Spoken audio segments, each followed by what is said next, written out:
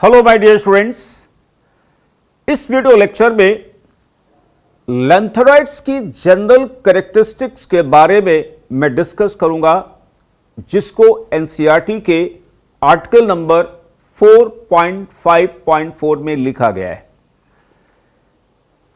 इस first stanza में इन metals के मेटालिक लैटिस और उनके स्ट्रक्चर के बारे में लिखा गया है। जैसे पहला पॉइंट जो बहुत अच्छा है, they all are silvery white soft metal and they tarnish rapidly on exposure to air.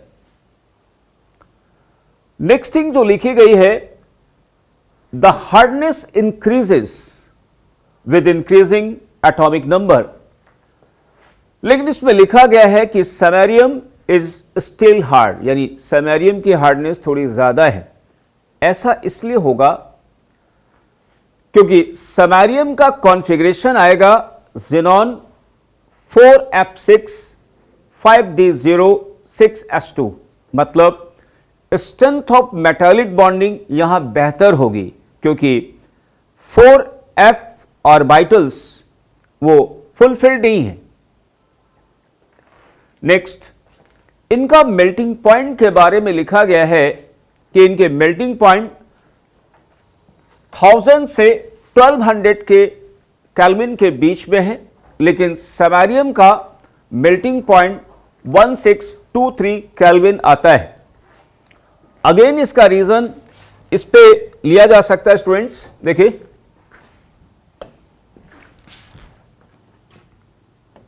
Samarium का कॉन्फ़िगरेशन हो गया ज़ेनॉन 4f6 5d0 6s2, यानी समैरियम जो मेटालिक लैटिस होगी उसमें strength of metallic bonding higher होगी because of more number of unpaired electron of f orbital will participate in metallic bonding, और f orbital यहां पे स्टेबल नहीं है। ओके, देन स्टूडेंट्स, इनके नेक्स्ट बात आती है students, they have metallic typical metallic structures, they are good conductor of heat and electricity because they are metals.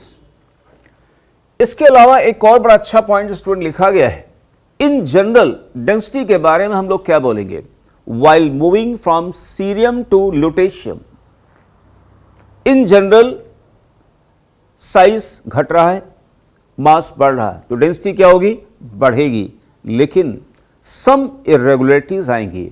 आपको बता दें, इरेगुलरिटी दो जगह आएंगी, एक आएगा कहां पर, यूरोपियम में, और दूसरा एटर्बियम में।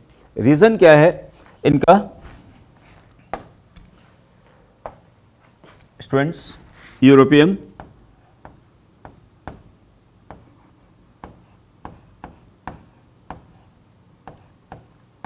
Four F 7 5d0 6s2 and YB Xenon 4f14 5d0 6s2। Europium and ytterbium में स्टेबल इलेक्ट्रॉनिक कॉन्फ़िगरेशन होने के कारण इनके एटम्स की मेटालिक बॉन्ड बनाने की टेंडेंसी क्या होगी, कम होगी, जिसके कारण इनका मेटालिक रेडियस ऑब्जेक्ट जो मिलेगा वो बड़ा मिलेगा। ठीक है ना, तो मेटालिक साइज बढ़ जाने के कारण क्या होगी, डेंसिटी इनकी क्या होगी, कम हो गई। तो in general while moving from cerium to lutetium density will increase, but europium and ytterbium की डेंसिटीज क्या होंगी, कम होंगी। ओके, देखिए लिखा हुआ है, density and other properties change smoothly except for europium and yb and occasionally for samarium and thulium. इसमें भी ऐसा ही होता है. तो फर्स्ट स्टेंजा में डेंसिटी वाला पार्ट इंपॉर्टेंट है. इसके अलावा समैरियम की हार्डनेस ज्यादा है, मेल्टिंग पॉइंट ज्यादा है in comparison to its surrounding lanthanoids. इसके अलावा सिल्वरी व्हाइट सॉफ्ट मेटल्स हैं and they tarnish rapidly in air. Student next जो स्टेंजा है वो है इन लैंथेनाइड के ट्राई पॉजिटिव आयंस में कलर शो होने की प्रॉपर्टी और पैरामैग्नेटिज्म के बारे में बताया गया है. तो dear students,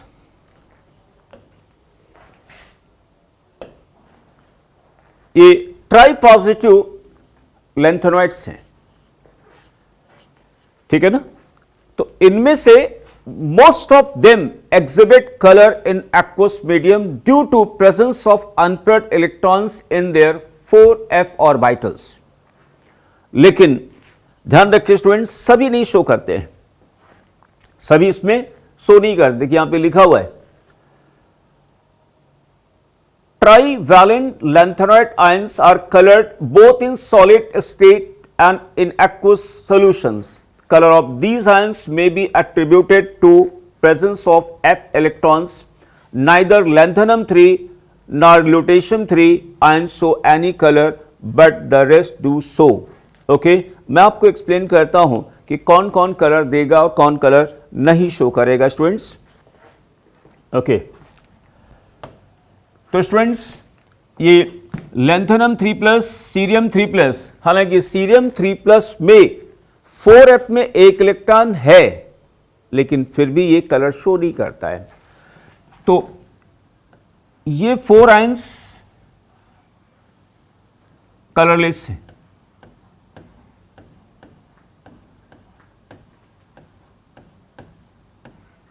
colourless in aqueous medium. वहीं पर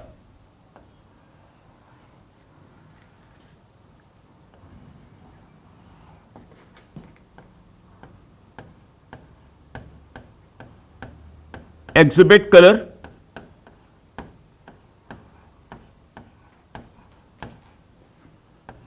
in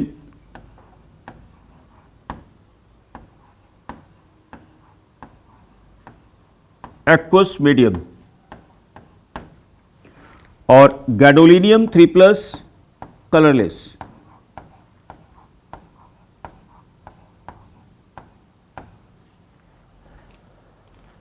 एक बड़ा अच्छा यहां पर स्टूडेंट ट्रेंड देखने को मिल रहा है. देखिए, जो कलर प्रासोडाइनियम 3+ का है वही कलर एक्वस मीडियम में थूलियम 3+ का है. जो कलर न्यूडाइमियम 3+ का है वही कलर एग्जैक्टली अर्बियम का भी है. जो कलर प्रोमेथियम 3+ का है वही होल्मियम का भी है. जो कलर समैरियम 3+ का है वही डिस्प्रोसियम 3+ का भी है. सिमिलरली यूरोपियम 3+ एंड टर्बियम 3+ का एग्जैक्टली सेम कलर है, जबकि गैडोलिनियम 3+ कलर नहीं देगा in spite of having electrons in its 4f. साथ ही साथ स्टूडेंट एक और चीज है, इनमें से कौन से आयन पैरामैग्नेटिक होंगे, कौन से नहीं होंगे. तो अगर देखा जाए स्टूडेंट्स, तो स्टूडेंट्स लैंथेनम 3+,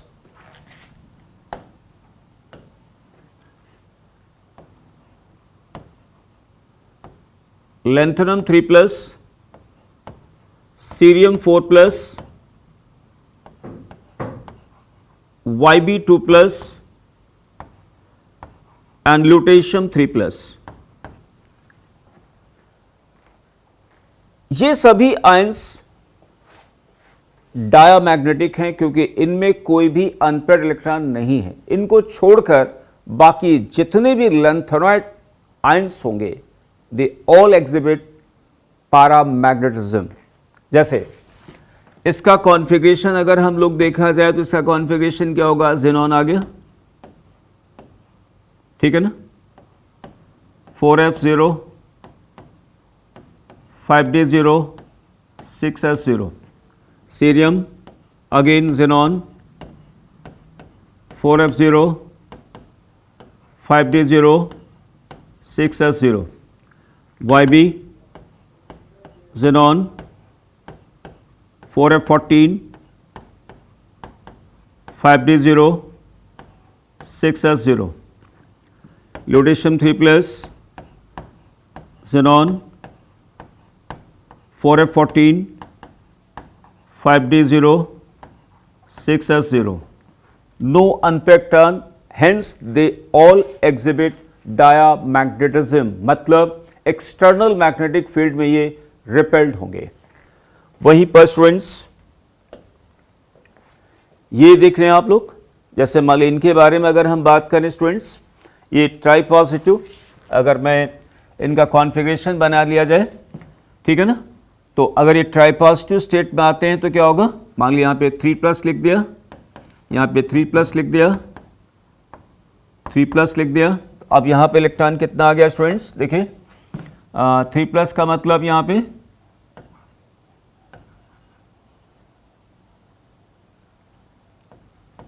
5, ठीक है ना, European 3+,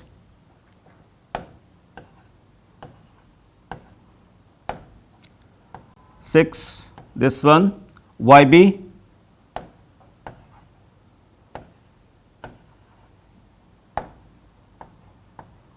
(13) and 0. They exhibit color. Okay. Next stanza students है, इनकी आयोनाइजेशन एनर्जी पर बेस्ड है। लैंथेनॉइड्स की first and second ionisation energies calcium के सिमिलर है, क्लोज है, वहीं पर,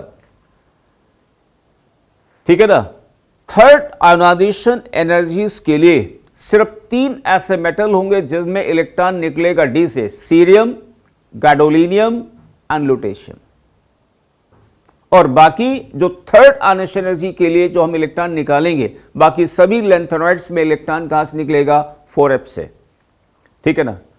तो यानी थर्ड आयोनाइजेशन एनर्जी का एक हम आपको ट्रेंड लिख के बताता हूं स्टूडेंट्स, ठीक है ना।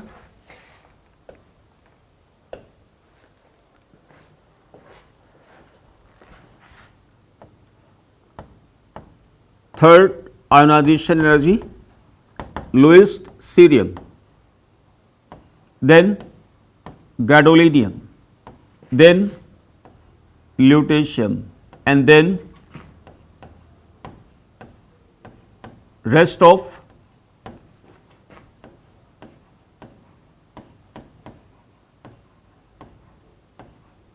lanthanide.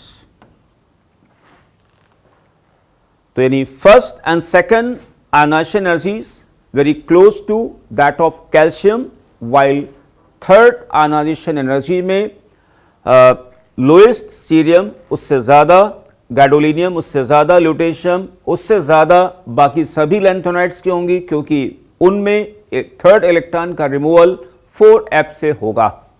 ओके, अब देख पा रहे होंगे यहां पे लिखा हुआ है जो point, low value of third ionization enthalpy of lanthanum, gadolinium, lutetium, ठीक है ना। फिर स्टूडेंट्स नेक्स्ट जो स्टैंजा है वो इनके केमिकल बिहेवियर पर है। इनका standard reduction potential for try positive ion, ठीक है ना, वेरीज फ्रॉम -2.2 टू -2.4 वोल्ट। इसका मतलब यह हुआ कि सभी मेटल हाइड्रोजन से ज्यादा इलेक्ट्रोपॉजिटिव हैं। हालांकि यूरोपियम का एसआरपी वैल्यू थोड़ा ज्यादा पॉजिटिव साइड है, आप देख पा रहे होंगे यहां पे -2.0। तो ये सभी मेटल हाइड्रोजन से ज्यादा इलेक्ट्रोपॉजिटिव है। इसका मतलब यह हुआ कि they will liberate hydrogen gas when they react with acid, non oxidising acid. They will liberate hydrogen gas on reaction with water. और इसीलिए आप देख रहे हैं ये रिएक्शन चार्ट में आप देखें ना, यहां पे लैंथेनॉइड्स की रिएक्शन एसिड के साथ हुई, हाइड्रोजन गैस निकला। लैंथेनॉइड की रिएक्शन वाटर के साथ हुई, हाइड्रोजन गैस निकला और लैंथेनम हाइड्रोक्साइड बना। लैंथेनम हाइड्रोक्साइड जो बनेगा, लैंथेनाइड हाइड्रोक्साइड जो बनेगा, ये बेसिकली बेसिक होगा। क्या होगा? बेसिक होगा। ठीक है ना। इसके अलावा ऑब्वियस सी बात है, इनकी एसआरपी वैल्यू इतनी नेगेटिव हो जाने के कारण इनमें रिड्यूसिंग करैक्टर होगा। तो अगर हैलोजन के साथ रिएक्शन करते हैं, हैलोजन का करैक्टर क्या है? ऑक्सीडाइजिंग। तो हैलोजन और इनके बीच रिएक्शन होगा तो क्या बनेगा? लैंथेनम 3 हैलाइड, क्योंकि लैंथेनम्स का स्टेबल ऑक्सीडेशन स्टेट क्या है? +3 है। तो एक्वस मीडियम में मैंने आपको पिछले वीडियो लेक्चर में डिस्कस किया था कि लैंथेनॉइड्स की stable oxidation state aqueous medium में +3 है। इसलिए यहां पे भी क्या होगा? जो लैंथेनम का सॉल्ट बनेगा उसमें ऑक्सीडेशन स्टेट +3 होगी, हाइड्रोजन गैस यहां पे निकली, ट्राई हैलाइड बना, लैंथेनम हाइड्रोक्साइड बना, हाइड्रोजन गैस निकली। इसके अलावा ऑक्सीजन के साथ रिएक्शन जब करेंगे, इनका कंबशन होगा एयर में, तो ये बन गया यहां पे लैंथेनम 3 ऑक्साइड। नाइट्रोजन के साथ रिएक्शन करके लैंथेनम नाइट्राइड बना दिया, रादर लैंथेनाइड नाइट्राइड बना दिया। सल्फर के साथ अगेन लैंथेनॉइड सल्फाइड बन गया। इन सभी में +3 ऑक्सीडेशन स्टेट मेंटेन है। लेकिन जब इनकी रिएक्शन कार्बन के साथ होती है स्टूडेंट्स, तो ये इंटरस्टिशियल कार्बाइड भी बनाते हैं और आयनिक कार्बाइड भी बनाते हैं। जैसे यहां की बात करें तो LnC2 ये आयनिक कार्बाइड है, जबकि Ln3C इंटरस्टिशियल कार्बाइड है, आयनिक कार्बाइड इस तरीके से बनाते हैं। तो जो अभी डिस्कशन मैंने किया है, यही डिस्कशन इस स्टैंजा में स्टूडेंट्स लिखा गया है। अब नेक्स्ट स्टैंजा में स्टूडेंट्स लैंथेनॉइड्स के यूजेस के बारे में बताया गया है। The best single use of lanthanoid metal is for preparation of alloy steels, for making plates and pipes, and the well known इनका जो alloy है वो क्या है? मिक्स्ड मेटल, जिसका कंपोजिशन है कि मिक्स्ड मेटल में 95% लैंथेनॉइड मेटल होगा, 5% अप्रॉक्स आयरन होगा एंड ट्रेसेस में sulphur, carbon, calcium and aluminium होगा। ठीक है ना। इसमें इसी मिक्स्ड मेटल में स्टूडेंट्स अगर मैग्नीशियम बेस्ड ये एलॉय बनाते हैं, यानी इसमें मैग्नीशियम को जब इंट्रोड्यूस करते हैं, तो ऐसे एलॉय को हम लोग यूज करते हैं कहां पर? बुलेट बनाने में। बुलेट का जो शेल होता है उसको बनाने में यूज होता है, लाइटर फ्लिंट बनाने के काम आता है। अगला बहुत अच्छा यूज है कि lanthanoid oxides are used in petroleum industries, क्योंकि ये ऑक्साइड कैटलिस्ट का काम करते हैं फॉर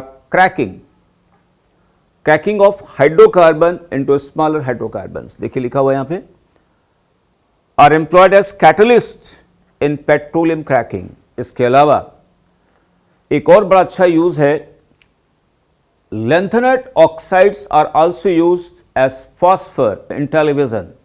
ठीक है ना। फॉस्फर का मतलब यह हुआ एक ऐसा सब्सटेंस जिस पर अगर हम लाइट इंट्रोड्यूस करते हैं और लाइट उसके बाद मान ली कट ऑफ कर देते हैं, तो थोड़ी देर तक क्या होगा? वो ग्लो करता रहता है।